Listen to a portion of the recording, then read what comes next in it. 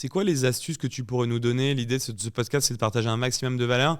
Les astuces pour créer la vidéo qui marche le mieux sur TikTok.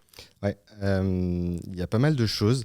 Je pense que déjà, il ne faut pas avoir peur de faire appel à des créateurs de contenu. Il y a beaucoup de marques qui essaient de tout internaliser, de tout faire en interne, alors que justement les codes, ils sont quand même portés plus par les créateurs de contenu. Donc premièrement, ne pas hésiter à faire appel à eux.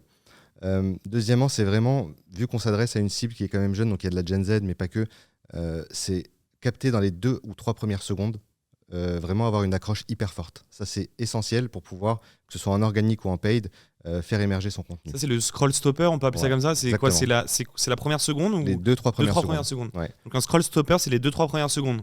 Exactement. D'ailleurs, il y a un petit hack là-dessus, c'est que quand tu as un Reels, par exemple, qui dure 1 minute, 1 minute 30, tu prends la punchline qui dure 3 secondes ou de Reels, tu la remets au début. Tu la mets en teasing, ouais. Tu la mets en teasing, donc du coup, la personne, en fait, elle va avoir ce passage-là 2 fois en écoutant le Reels complètement, enfin le format TikTok, enfin la vidéo. Mais du coup, il y a eu le scroll stopper, parce que si tu accroches dans les 3 secondes, en fait, tu gagnes la personne sur 1 minute 30. Exactement. C'est là tout l'enjeu. C'est vraiment gagner cette bataille de l'attention. Une fois qu'on a réussi à passer ces 2-3 premières secondes, en général, le watch time, il est assez important. Et donc, c'est ça qui. Donc, ça, c'est le premier hack pour toi, c'est le scroll stopper. Le scroll stopper sur TikTok. Le premier, c'est de prendre un spécialiste de la création de contenu. Pas internaliser en se disant, tiens, on va pouvoir les faire nous-mêmes, parce qu'il y a une manière de faire. Ouais. Et 2, le scroll stopper. Exactement. Ok. Ça, c'est pour la partie création de contenu. Après, sur la partie média, comment est-ce qu'on pilote des campagnes, il y a aussi des hacks qui sont un peu contre-intuitifs. Mais par exemple, sur TikTok, c'est un peu bizarre, mais il faut commencer avec un gros budget.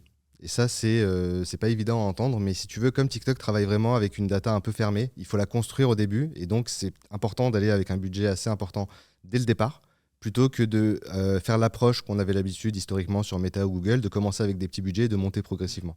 Donc, après, j'allais te dire que moi, sur ce que je vois sur Google et Facebook, j'ai toujours recommandé ça à mes clients, de mettre des bons budgets au début pour récolter un maximum de données, pour pouvoir peaufiner. Souvent, cette reco, moi, je l'ai toujours donné aussi. Dans les 3 premiers mois, récolter un maximum de données. Donc, c'est vrai aussi sur TikTok, quoi. Complètement. Et c'est encore plus vrai sur TikTok parce qu'il y a besoin, et sinon, ça a du mal à faire décoller les campagnes, à sortir des phases d'apprentissage. Donc, il y a vraiment ce besoin d'aller un peu bourriner entre guillemets au début sur les campagnes. Et la manière de faire les vidéos, tu as parlé du scroll stopper, des créateurs de contenu qui suivent les trends.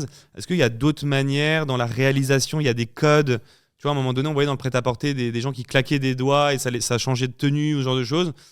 Il y a des trends là-dessus? Ça, c'est exactement ce qu'on appelle les trends. Et c'est très important, et encore plus pour une agence, d'être au fait de toutes les nouvelles trends qui sortent et de pouvoir les appliquer à ses clients. C'est un peu là-dessus aussi qu'on nous attend, c'est être en veille créative tout le temps, de passer énormément de temps sur la plateforme pour aller chercher quels sont les trends qui fonctionnent et qu'on peut répliquer, que ce soit en organique ou en paid, et faire fonctionner ça sur TikTok.